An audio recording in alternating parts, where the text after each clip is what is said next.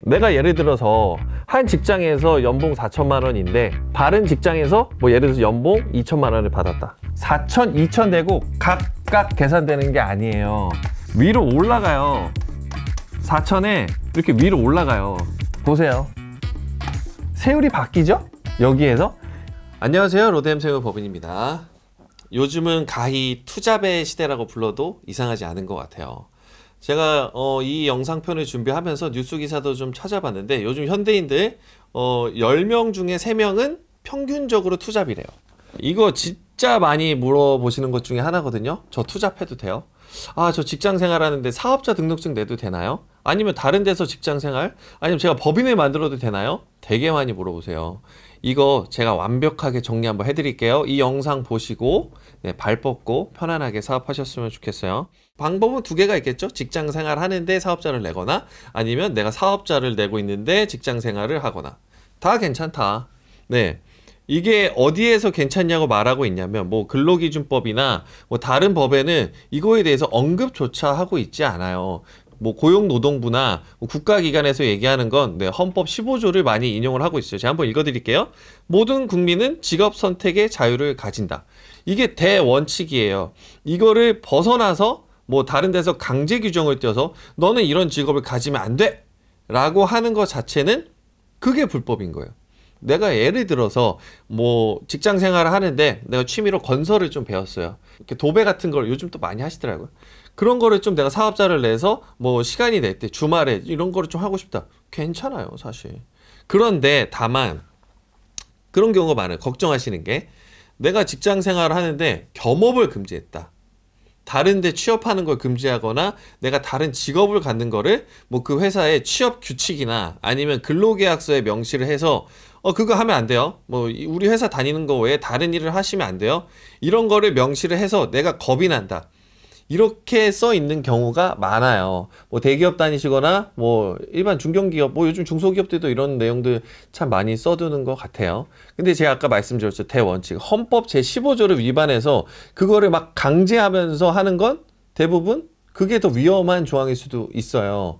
그래서 우리 회사에서 일하는 거에 뭐 방해가 되거나 손해를 끼치거나 그런 경우에는 겸업을 금지한다. 이런 조항들이 대부분이에요. 그러니까 본인께서 하시는 그 회사에 방해를 주거나 금전적인 손해를 끼치거나 그런 경우에는 하시면 안 되는 거예요.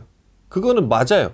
근데 그런 이유가 아니고 내가 회사를 다니는데 저녁에는 음식 좀 하나 차려가지고 내가 뭐 예를 들어서 뭐 바를 운영을 해보고 싶어. 이런 경우도 많아요. 이거 사실 불법적인 요소 많이 없거든요. 참고해 주시면 좋을 것 같아요. 이 영상이 모든 그 해법이 되지는 못하겠지만 겸직 제한에 대해서 하지만 제가 조언 정도는 이렇게 드릴게요.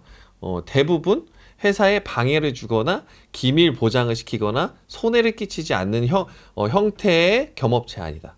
한번 근로계약서 한번 보세요. 그리고 회사 가셔가지고 그 취업 규칙 한번 보세요. 그 정도면은 저녁에 아니면은 뭐 다른 곳에서 뭐 일하는 거 사업자 내는 거 괜찮을 수 있다. 이렇게 좀 말씀을 드리고 싶어요.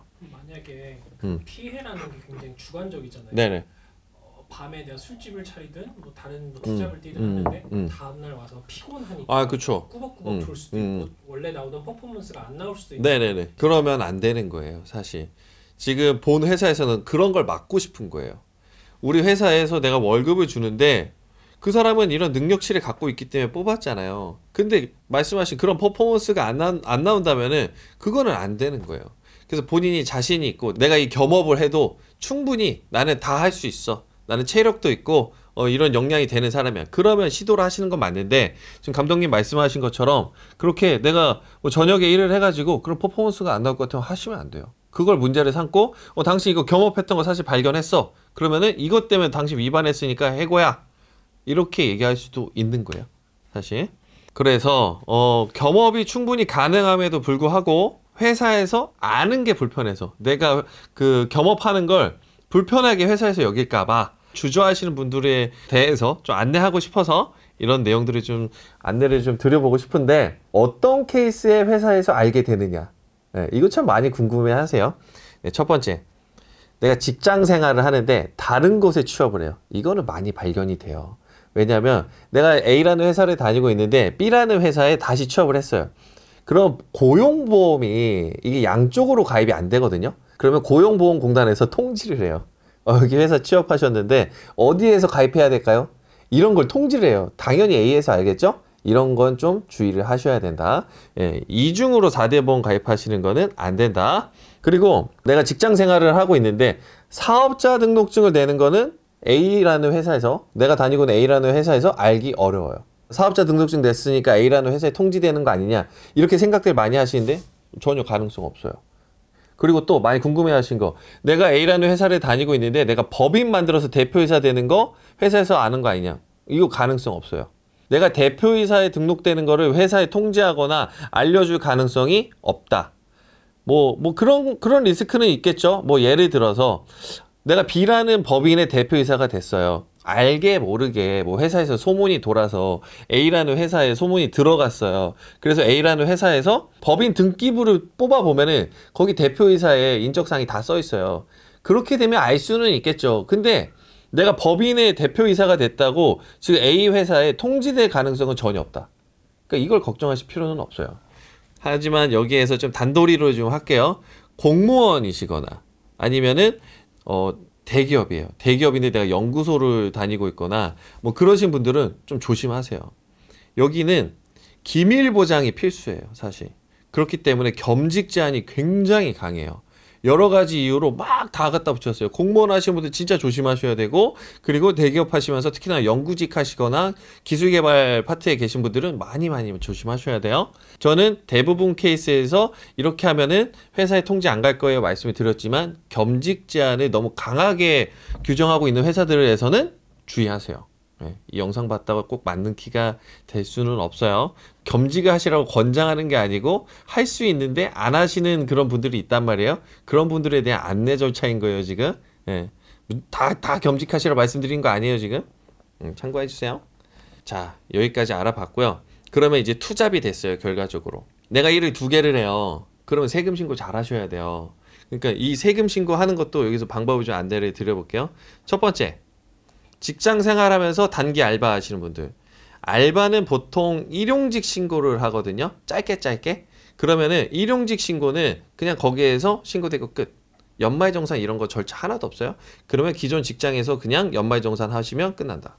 네, 두 번째, 직장이 2개다. 우리 회사는 전혀 겸직 제한이 없어요. 회사 생활을 2곳에서 해도 돼요. 이러면은 직장 생활 2곳에서 하실 수 있겠죠? 그러면 A에서 연말정산 하셔야 되고 B에서 연말정산 하셔야 돼요. 근데 연말정산 하실 때 내가 B에서 연말정산 한 거를 내가 주된 사업장이 A라고 하면은 A에다 제출을 하세요. 그러면 A에서 A, B 거를 같이 연말정산을 통합해서 해줘요. 그러면 끝. 근데 이걸 못했어요. A랑 B랑 그냥 각각 연말정산하고 끝나버렸어요. 그럼 5월 달에 종합소득세로 꼭 이 근로소득세를 합쳐서 신고를 해줘야 돼요. 예, 연말정산할 때 B의 것을 A에다 넣어줬으면은 이거는 끝. 근데 이거를 잊어먹었거나 조금 분위기가 안 좋아서 못 넣었다. 그러면은 5월 달에 종합소득세로 합산 신고해주면은 끝. 그리고 직장 생활하면서 사업자 등록증 내신 분들, 이런 경우에는 연말정산 2월 달에 하고, 이 연말정산 2월 달에 한 거를 가지고 5월 달 사업자 등록증 사업소득세 신고할 때 합산 신고하면 돼요. 그러면 연말정산 할 때는 자료 제출하고 나 끝났다, 이걸로 끝났다, 이렇게 생각하실 수 있는데, 이거 5월 달에 세금 신고할 때 세금 파티 열릴 수도 있어요. 원래 종합소득세만 신고하셔야 되는데 사업자 등록증으로 근로소득자 소득이 있으신 분들은 이게 여기 위에 이게 올라가요. 우리나라 세법은 누진세율, 소득금액이 올라갈수록 6%에서 세율이 쫙 올라가요. 원래는 15% 내셔서 끝날 수 있는 구간이 24% 구간대로 올라갈 수도 있는 거예요. 왕폭탄 나올 수 있어요. 5월 달에 세금 대비 이런 분들이 좀 잘 하셔야 돼요. 네 번째, 직장 생활하면서 법인으로 사업자 운영하신 분들, 이거는 논외예요. 사실 내가 직장 생활하는 건 내 주민등록번호 가지고 일을 하는 거고, 법인 사업자를 만들었다는 건 법인 등기번호로 일을 하는 거예요. 그렇기 때문에 이 소득이 합쳐질 일은 없어요. 2월 달에 연말정산하고 끝. 내 거는 끝. 그리고 3월 달에 법인세 신고 따로 하고 법인 끝. 이렇게 되는 게 대원칙. 그런데 내가 예를 들어서 법인에서 무보수 대표가 아니고 급여를 받고 있어요. 내가 법인에서 한 달에 한 200~300 정도 급여를 받고 있다. 그러면은 아까랑 똑같아요. 2번 케이스로 돌아가요. 직장 생활 2개 하는 거랑 똑같아요. 이 회사에서 연말 정산을 같이 하거나 아니면은 5월 달에 종합소득세 하면서 끝. 요렇게 끝날 수는 있어요. 요거 어렵죠? 잠깐 제가 칠판에다가 절세 방법 마지막으로 안내드리고 마감하는 걸로 할게요. 다시 돌아온 세금 1타 강사 김종석입니다. 오늘은 잠깐 그 세금 구조에 대해서 먼저 설명을 드려볼게요. 뭐 다들 아시겠지만 우리나라 세율은 최소 6%에서 최대 45% 세율 구간이에요. 종합소득세율이 이 누진세율이라 그러는데 우리가 일반적으로 접하는 구간이 소득금액 1,400만 원, 그리고 5천만 원, 그리고 8,800만 원. 이 구간이 참 많거든요. 여기서 이 구간은 6%, 이 구간은 15%, 이 구간은 23%, 이걸 뚫으면 이제 35% 구간으로 가는 거예요. 소득금액이 올라가면서 이게 팍팍팍 세율이 올라요. 보통 여기까지는 괜찮다고 느끼세요. 여기까지는 15% 구간까지는. 근데 여기만 돼도 와 진짜 많이 나온다 이 생각 많이 하시고 이 구간을 뚫는 순간 세금 내다 우리나라 못 살겠네 이런 생각 많이 하시거든요. 그러니까 이거를 피하셔야 돼요. 투잡이라는 거는 결국에 내가 예를 들어서 한 직장에서 연봉 4천만 원인데 다른 직장에서 뭐 예를 들어서 연봉 2천만 원을 받았다. 그러면은 이게 4천, 2천 되고 각각 계산되는 게 아니에요. 위로 올라가요. 4천에 이렇게 위로 올라가요. 보세요. 세율이 바뀌죠? 여기에서. 그러니까 체감되는 게 엄청 크다는 거예요. 이거를 먼저 알고 계셔야 돼요. 투잡을 하시면 이런 세율 구간이 된다. A랑 B에서 돈을 각각 받았는데 그냥 여기서 내고 원래 내던 세금 각각 내고 그냥 합쳐지나 보다. 그렇게 생각하는 게 아니고 더하기가 아니고 곱하기 몇 배가 될 수도 있는 거예요. 그러니까 이런 거를 잘 숙지하시고 제가 절세 방법에 대해서 잠깐 설명을 이제 드려볼게요. 여기까지는 이해하셨죠? 잠깐 지울게요. 자, 그럼 우리나라 누진 세율 구간에 대해서 이제 좀 이해가 되셨을 거예요. 자, 그러면 하나는 직장생활, 하나는 사업자 이렇게 예시를 들어볼게요. 네, A라는 곳에서 이제 직장을 다니세요. 자, B라는 이제 사업자를 오픈을 하셨습니다. 첫 번째, B라는 사업장에서 창업세액 감면이라는 걸 잘 받자. 많이들 물어보세요. 내가 A라는 직장을 다니는데 B라는 회사, B라는 사업장 오픈하는 거 이거 창업 감면 될 수 있어요? 저희 유튜브 많이 보신 분들이 이제 아실 거예요. 창업 감면이 얼마나 좋은 혜택인지. 이거 최대 100% 세금을 5년 동안 감면을 받을 수 있다고 했죠? 어마무시해요. 이거 자세한 내용 궁금하시면 최근에도 올렸어요. 이 영상 한번 보시길 바라겠고요. A라는 회사에서 근로소득, B라는 회사에서 사업소득. 이게 합쳐지면은 예를 들어서 내가 연봉이 복잡해요. 원래는 계산하려면 뭐 근로소득공제 이런 걸 빼야 되는데 그런 거 다 제하고 뭐 예를 들어서 3천이다. 그리고 내가 B라는 사업장에서 똑같이 뭐 수익이랑 비용 그런 거 다 정리를 했더니 1년에 나한테 떨어진 소득 금액이 똑같이 3천이다. 이렇게 가정을 해볼게요. 그러면 아까 잠깐 보여드렸죠? 내 A라는 소득 3,200에 B라는 소득 3,000이 올라갑니다. 6,000이 돼버렸어요. 세율 구간이 바뀌었죠? 24% 구간으로 바뀌어버렸죠? 무서운 구간이 된 거는 맞아요. 근데 이 부분에 대해서 창업 감면을 받는다면은 100% 세금 감면을 받을 수 있어요. 이렇게 돼버리면 안정적이다. 세금이 많이 줄어든다. 이런 세팅만 하신다면은 저는 개인 사업자로 가는 거 오케이. 괜찮다. 하지만 이것도 리스크는 있어요.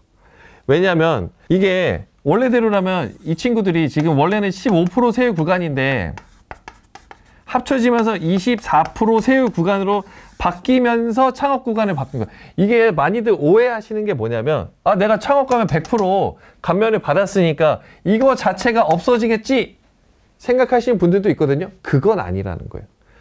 소득은 있어요. 소득은 6천만 원으로 합쳐진 건 맞아요. 근데 여기에서 세율을 24%가 된 상태로 이미 적용을 한 상태에서 이 비율만큼만 빼주는 거예요. 그러니까 각각 3천만 원씩 15%로 계산한 거랑 6천만 원으로 더해진 상태에서 24%를 때리고 이거를 감면시켜주는 거랑은 하늘과 땅 차이인 건 맞아요. 그래서 제가 말씀을 드리고 싶은 건 이게 소득 금액이 너무 커요. 예를 들어서 지금 3천이면 이렇게 창업가면 받고 해도 괜찮아요. 근데 간혹가다 이러신 분도 있어요. 이게 3천이 아니에요. 1억이 넘어요. 이런 고소득 근로자들 있단 말이에요. 분명히 이 영상 보신 분들 분명히 많을 거예요. 이런 분들은 이거 창업가만으로 커버 안 돼요. 왜냐하면 이분은 벌써 근로소득 구간이 1억을 넘어서 세액 구간이 35%란 말이에요. 이 상황에 뭐가 하나라도 살짝 올라가면은 세금이 많이 나와요. 그렇기 때문에 이때는 창업가면을 받더라도 좀 분리를 시켜놔야 돼요. 분리를 시키는 첫 번째, 상황이 된다면 이 비사업장을 내 이름이 아니고 다른 사람 이름으로 하자. 이런 경우 되게 많아요. 내가 직장을 다니면서 와이프랑 같이 뭐 내가 전자상거래를 하나 오픈해 보고 싶다. 뭘 준비해가지고 아니면 뭐 광고 마케팅 사업을 뭔가 해보고 싶다. 와이프랑 같이. 동업자 관계라면 이거 추천하지 않아요. 가족 관계일 때만 얘기하는 거예요. 와이프랑 같이 하겠다. 근데 와이프는 소득이 없거나 낮아요. 그러면 이거 내 이름으로 하지 말고 아내 이름으로 하세요. 아내 이름으로 사업자를 내고 소득을 아예 분리를 시키는 게 제일 베스트예요. 이 영상 보시고 나 이거 창업 가면 100% 받으니까 내 이름으로 해도 세금 많이 안 나오겠지? 그렇지 않아요. 믹싱 되는 순간 세율이 팍 오르고 그거에 대해서 그 부분만큼 비율대로 빠지기 때문에 세금은 나와요. 그것도 많이 나올 수도 있어요. 그렇기 때문에 이거를 아내 사업장으로 돌려버리는 것도 방법이 될 수도 있다는 거예요. 같이 사업을 준비한다는 가정하에 안 돼요. 우리 와이프도 소득이 높거나 나 혼자 하는 사업이에요. 그러면 이거 법인으로 분리하세요. 이게 답이에요, 사실. 내가 근로소득도 짱짱해요. 그리고 이 B라는 사업장이 창업가면을 받을 거임에도 불구하고 내가 많이 벌 것 같아요. 뭐 1억 막 이렇게 벌 것 같아요, 1년에. 그러면 이거 법인 하셔야 돼요, 무조건. 그렇지 않으면 이거 합산되는 순간 감면을 받아도 세금이 진짜 많이 나와요. 세율 구간이 바뀌면서 그거에 대한 차이 때문에 세금이 갑자기 5월 달에 빡! 이렇게 나올 수도 있어요. 최고의 절세 방법은 아예 인격 자체를 구분을 시켜버리는 거예요. 개인 사업자로 하시고 싶으신 상황이면은 동업자 중에 가족이시라면은 그 가족 이름으로 하셔도 되고 그런 상황이 여의치 않다. 그냥 나는 무조건 내 이름으로 해야 된다. 그냥 법인 만들어서 아예 인격체 분리시켜 놓고 가시는 것도 좋다 이거예요. 이거 굉장히 하늘과 땅 차이예요. 이거 나중에 숫자로도 보여드릴 수 있으면 좋겠지만 이것 때문에 절세되는 금액도 굉장히 커요. 그래서 방법으로 안내 드렸어요. 내가 약간 낮은 소득 금액 구간이다. 뭐 24%, 뭐 15% 이내 구간이면은 근데 이 B라는 사업장이 창업 감면을 받을 수 있는 업종이다. 그럼 하세요. 괜찮아요. 내가 둘 다 해도 크게 세금 안 나와요. 근데 고소득 구간이에요. 세율이 막 이제 35% 막 넘어갈 것 같아요. 두 개를 합쳐봤더니. 그러면은 이거는 방법 말씀드렸죠? 다른 사람 이름으로 하거나 아니면 법인으로 하거나. 이렇게 하시는 게 안전하고 절세하실 수 있다. 이렇게 좀 이해를 해주시면 좋을 것 같아요.